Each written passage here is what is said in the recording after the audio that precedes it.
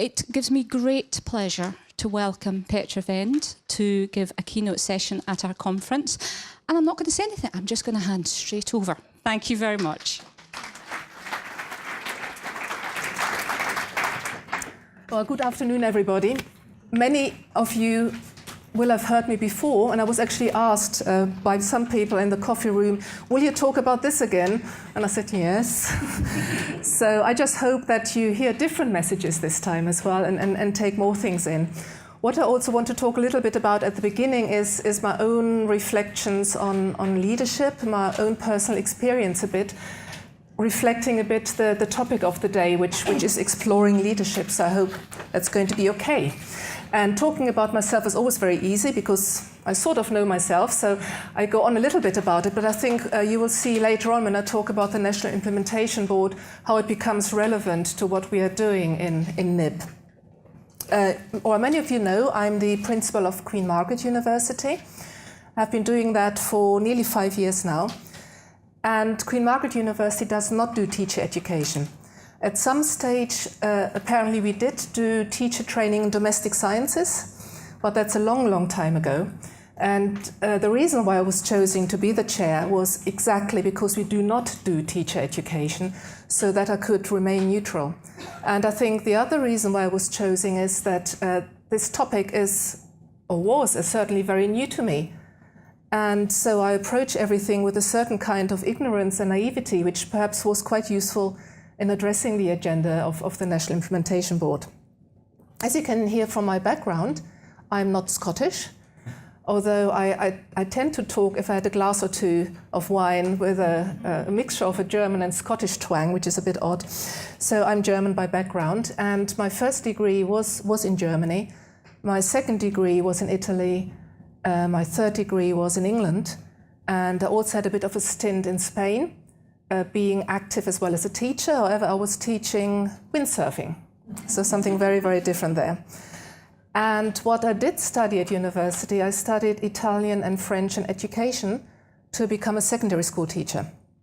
And what I did study there was very similar to what you're trying to achieve in Scotland in terms of master's education in teaching. So my academic subjects, Italian and French, language and literature, were very much interwoven with education all the way through, leading up to a master's level.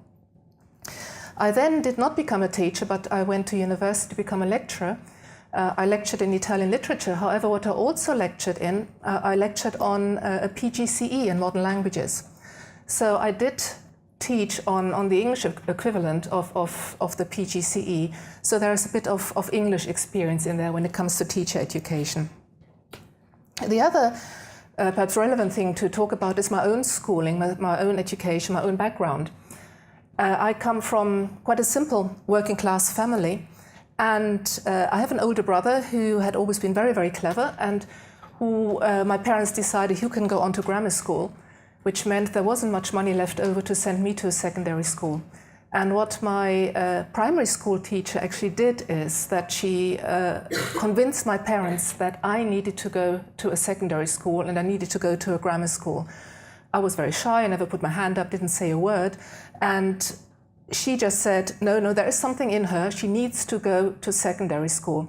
And she didn't let it go until she had convinced my parents that this is where I had to go, because the plans were that I needed to go to school until I was 14, which was the minimum requirement then, and then hopefully get married to somebody who had more money than me. That never happened. There you go. So she was inspirational and responsible for where I am now. And that then continued at secondary school as well. Again, inspirational teachers.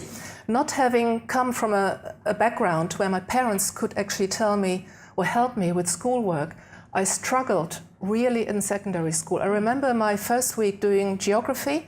The geography teacher said, as homework, learn pages 11 to 15, which was something about Italy or European country, I can't remember which one. I did not know what it meant, learn pages 11 to 15. I didn't know what it meant. I thought he meant memorize it. And since I was better at memorizing, I was up all night trying to memorize all these pages, and obviously I couldn't, I failed. And my parents could not explain to me what learning meant. So I had problems all the way through secondary school. But again, there were inspirational teachers who thought there is something there and let's help her. For example, the maths teacher, she invited me to her home and to family and said, look, you are gifted in maths, you should do this and that. I thought, me gifted in maths, I can't do that. Yes, it turned out to be one of my best subjects. The art teacher took me to galleries and exhibitions where I wouldn't have been able to go to because there was no public transport or anything, and anyway, I wouldn't have known about them. All these things I know aren't possible nowadays anymore. You as a teacher, you probably aren't even allowed to invite kids back to a home. But at that stage, it was very, very normal. And if it hadn't been, again, for these teachers, I don't think I would have got up to A-level and gone on to university. Then I told you about the university life and continuing a little bit my journey there. When I then was working as a lecturer, there were two things, again, that helped me a great deal. One, which is very relevant, is professional development. And that's something I just went for big way. And that was without getting paid for it and without getting promotions for it. But I went for it because I didn't have the confidence. I thought maybe I wasn't good enough and I needed to learn more about what it meant to be a good lecturer. At that stage, right at the beginning, I was teaching some 8 to 10 hours each day. And I was still going every Saturday morning, like you are here on Saturday. I was doing professional development. And that was with peers. And what that helped me, it taught me an awful lot about teaching. It inspired me, it gave me enthusiasm, but it mainly really gave me the opportunity to discuss with peers around the table what teaching should be like, how we can improve, exchanging ideas with each other. So I did that throughout my working life as a lecturer. And later on, when I became a manager, I did lots of staff development in terms of leadership and management as well. And the other thing which was very crucial in terms of my working life were that I had mentors all the time. And they were either professional mentors, so I was allocated one who was supposed to help me, or they were just simply colleagues who took it upon themselves to point me in certain directions. And once again, without them, I wouldn't be here, because there were people who said, why don't you apply for this associate dean job? I said, no, never, ever. And it was always these people helping me throughout my career.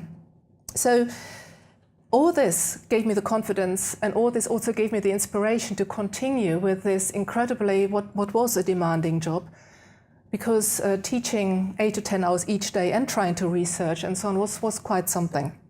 So I then came to the role of the chair of the National Implementation Board, really with some enthusiasm that there is a real chance to improve teaching profession for the benefit of the students and their learning. Having said all that, yes, this experience was extremely helpful, and I find chairing the board extremely stimulating, but also very challenging. And challenging, well, first of all, because I was a complete novice to it. Scotland, I said 4.5 years I've been here. I knew about teacher education from England, but not from Scotland. First, I had to familiarize myself with all the acronyms. Oh, it is incredible how many acronyms you have. And obviously, you are so familiar with them, and people just threw them at me. And there I was with Wikipedia and you name it, and Google, constantly searching what all these various acronyms meant. And then, obviously, I needed to find out, once I knew what they meant, what these organizations were about. Because just giving a title or a name of ACTS didn't tell me anything. So I obviously needed to find out your history and what it's all about and why there has been and maybe still is unhappiness. So that was quite a steep learning curve as well.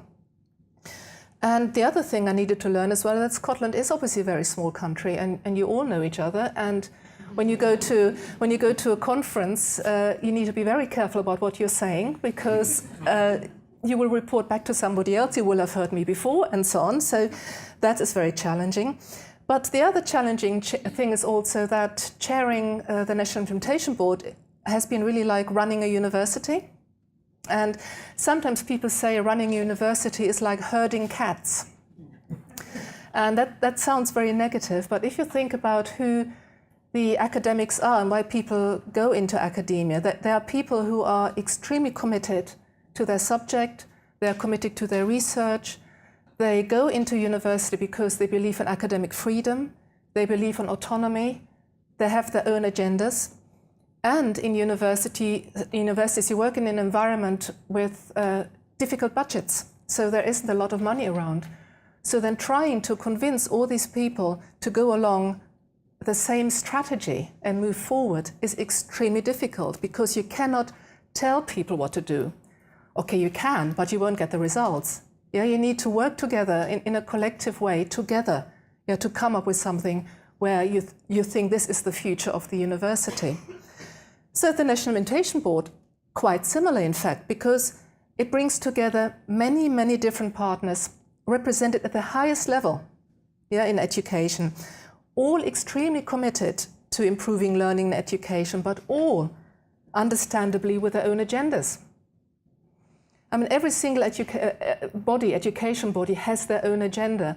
And although we all believe in the same thing, coming from your background, you want to achieve things your own way, and perhaps with your own budget or not with your money, and so on. So lots of agendas. So seeing then these colleagues coming together was really, really rewarding, because everybody did believe jointly in an improvement in teacher education. But like I said, it has not been easy. Therefore, for all of this, I'm personally very committed to this agenda. I'm passionate about improving leadership in our schools, and I'm really pleased to be the chair, because we have made huge progress and there have been many stumbling blocks. What we did in the very first session, we came up with a long action plan. We came up with a plan together, by the way, which is very, very important. There's no way that I was going to tell people what to do. And we've slowly ticking all the points. They're green, some of them are amber, nothing is red, so we're making big progress. I think that a highly skilled and knowledgeable teaching profession is essential if we are to successfully implement curriculum for excellence, which is a major challenge, I know about that. And the role of educators in preparing learners to engage successfully in that is of huge significance. Teaching is extremely complex. Modern teachers must be able to teach, obviously, but they must also be able to understand and impact upon the wider children's agenda, which is huge. And in that, we need to support our teachers. We need to ensure that the learning, the access is of high quality. We need to ensure that it is relevant to their experiences, but mainly that it has an impact on them and on the outcomes for the children and the young people. There is an acknowledgement that we must move the teaching profession from good to great. And not least, to deal with the important issues such as the attainment gap. I know that in the PISA study, Scotland seems to be the only country that, according to the study, has narrowed the attainment gap. But then we also know that the PISA study looks at certain indicators, not at all of them, and that many people argue whether the PISA study really reflects what is going on. So it is pleasing, obviously, to see it in the PISA study, but no doubt there is still a huge challenge for us here to improve. And this can only be done if we are willing to consider all the areas where we can improve. So with this background, I want to talk to you a little bit about the work of the National Implementation Board.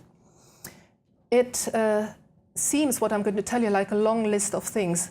Believe me, I've shortened it down and I've come up only with a few examples here, because I do not want to bore you with everything. But I just want to illustrate to you what we have done. Now, we've been in place for a year now, which is difficult to fathom, because it just seems like yesterday that we started on that.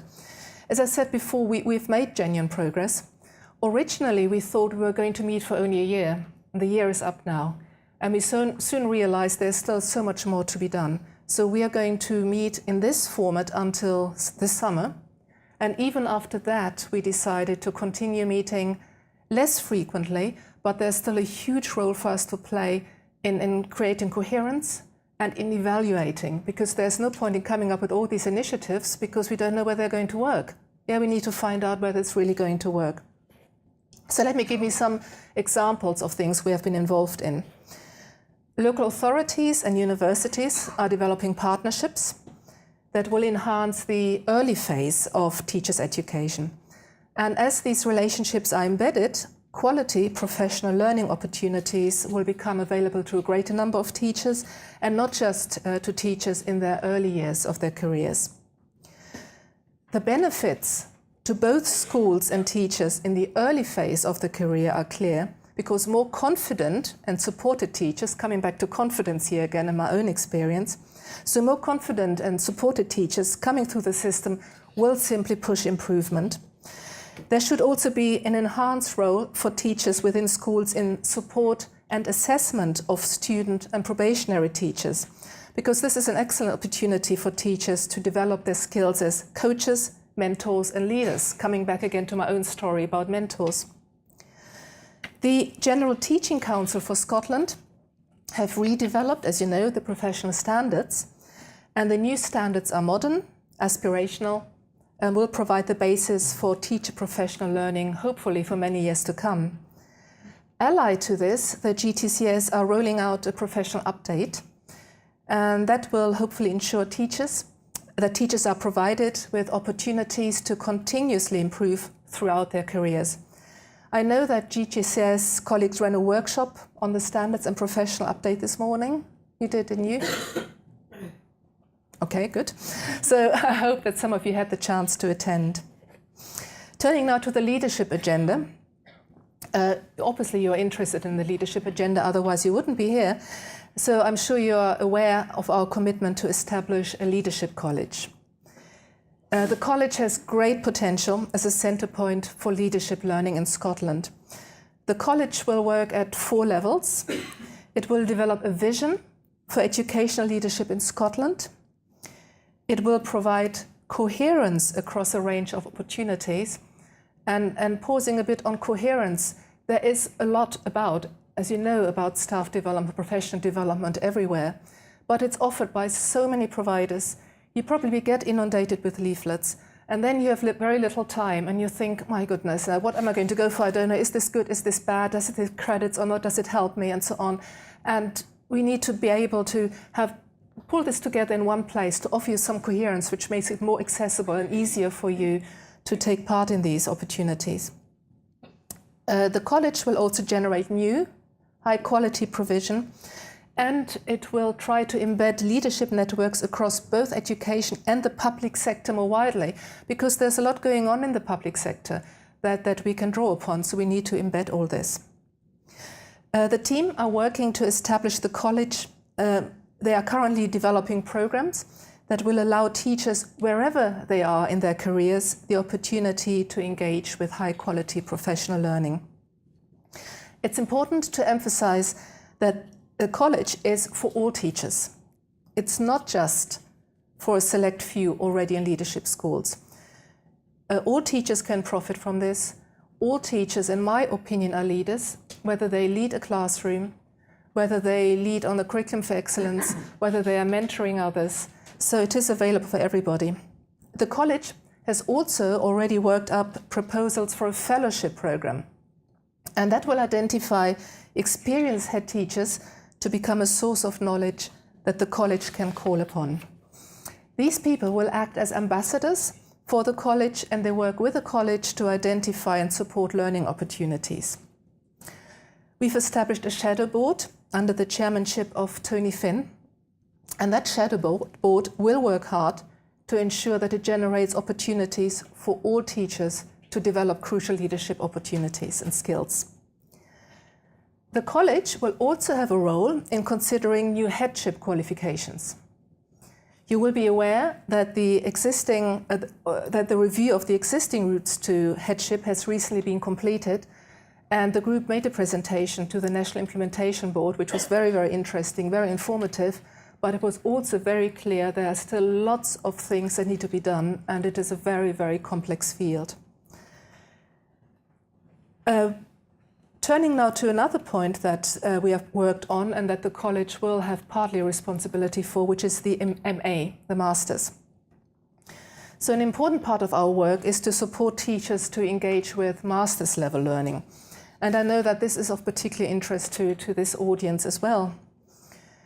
We know that the better the learning of our teachers, the better the learning of our children, young people. A lot of research has been done of that. I know that not all the research proves that, but the vast majority of research does prove that.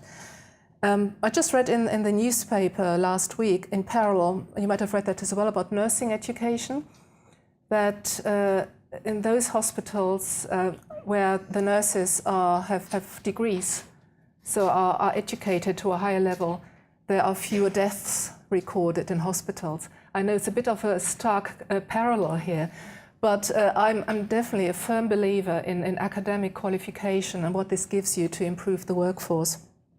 So where teachers learn the skills of reflection and inquiry and be stretched in doing so, they might be, I think, in a position to tackle the underachievement that holds so many pupils back, including myself when I was little.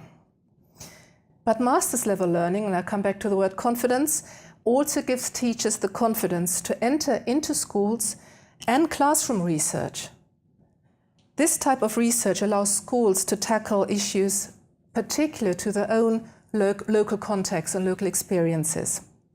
So hopefully teachers will also find that they're much more willing as a result to engage with other colleagues in dialogue and share experiences in a professional manner. University-based colleagues are developing a framework, a master's level framework, that will explain how teachers can get involved and how they can gain accreditation for work that they are undertaking now. And this, again, has not been easy to achieve. You have the University of Dundee present in the room here telling you about the MEd that they are offering, and they are also part of the working group looking at the master's level framework. If you think again, I talked about universities are like herding cats, but universities also competing against each other because the more students we have, the more money we get. So if we want to keep the students to ourselves, we don't want to make it possible that you leave and go to another university. And why would we accredit prior learning if a student can come to us and pay us money for the credits? So what we wanted to achieve through the MA is that there is a framework for teachers which is easier to get accreditation at master's level for school-based work. So this is accreditation of prior learning. Also, to make it possible that the framework is flexible so that that academic credits between universities can be swapped so that people can move from one university to another, from one course to another. And there was a bit of resistance there as well because universities said there is really no demand for it. But if it isn't there, we don't know what the demand could be. So let's just make it easy for the teachers to take up these opportunities. Now this master's level framework will be published online and will be ready to use this summer. So there's still a lot to be done because of all the challenges there. But again, because the universities did realize, okay, we're working against each other, but we do believe that we need to work together in order to come up with something which is to the benefit of teachers and not make it more difficult to them, even if the individual universities might lose out as a result. The Scottish Government is also funding projects across Scotland through which universities, local authorities and private providers are working together to offer chances for teachers to learn at master's level.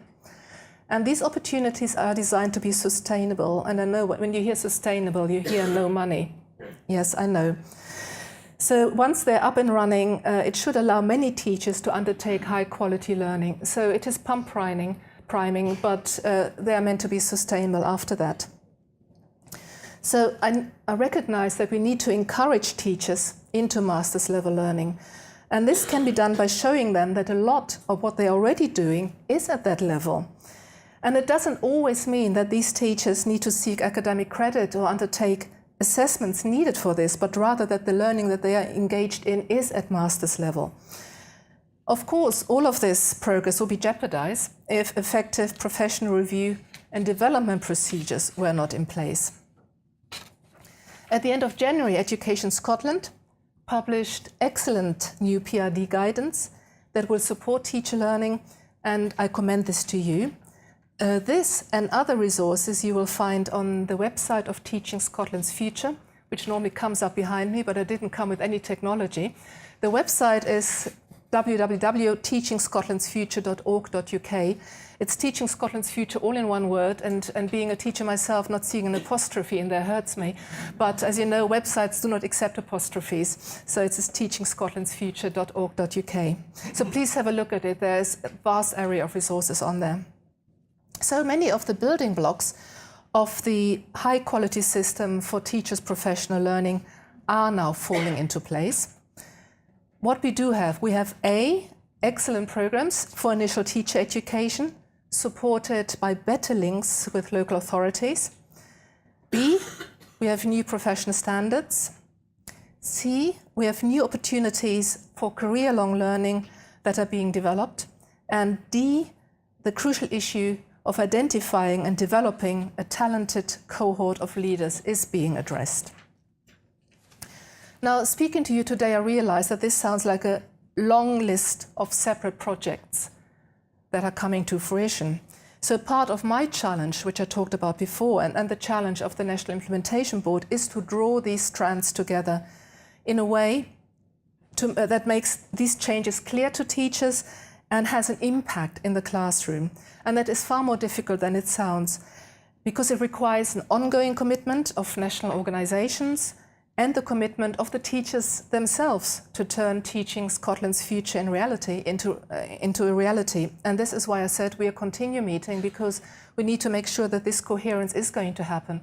Because in a way, although it wasn't easy to come up with all these action points and fulfill them, still it's a lot easier to make a list of things saying we've done them. But if they do not get done in the sector, if they're not implemented, if they're not embedded and become normal, it was all in vain. So we need to make sure that we analyze, evaluate the impact, and make sure that we have a coherence there and bring it all together. So that is part of our challenge, but there is also a challenge for you, which I want to give you.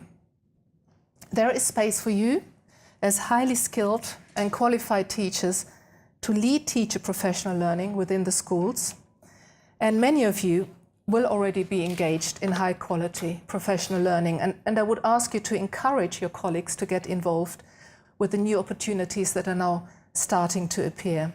And what you should be doing, you should be asking about the partnerships being developed with universities. Be proactive about that. We have a communication strategy in place. In fact, we call it a communication and engagement strategy, because if you just communicate down, it doesn't mean that people listen and engage with it. However, there's only so much we can do, and very often the messages don't get through. So you also need to ask questions and need to ask about these partnerships. You need to try and find out what your authority is offering by way of master's level learning, and also try and keep track with the College for Educational Leadership as it takes place, as it takes shape. Organizations such as ACTS have an important role to play in providing a space for professional dialogue and exchange of ideas. And this is why you are here today. This is why I'm speaking to you today. And I thank you very much for inviting me. Thank you.